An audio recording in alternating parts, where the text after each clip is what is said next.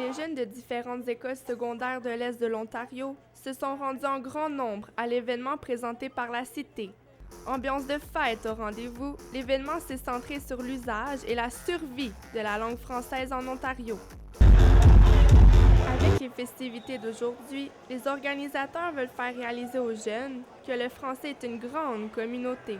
L'objectif de cet événement-là, c'était de démontrer aux jeunes qui sont au secondaire, qui cherchent une carrière, des avenues d'études, de leur démontrer qu'il y a toute une communauté francophone à l'extérieur des murs de l'école.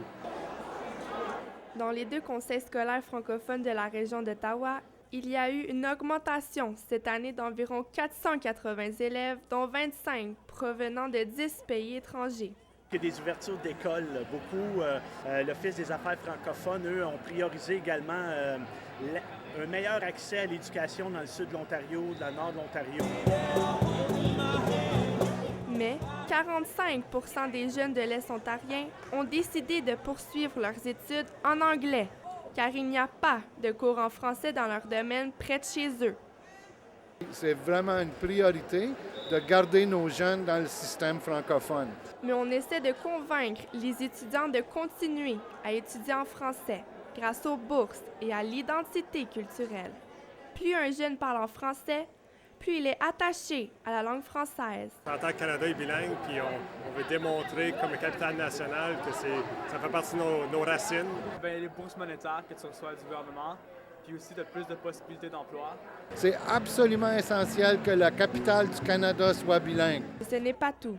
Les groupes francophones veulent qu'Ottawa devienne officiellement une ville bilingue. On veut en faire un enjeu national. C'est une langue qui est influencée par l'environnement. L'environnement est plutôt majoritairement anglophone.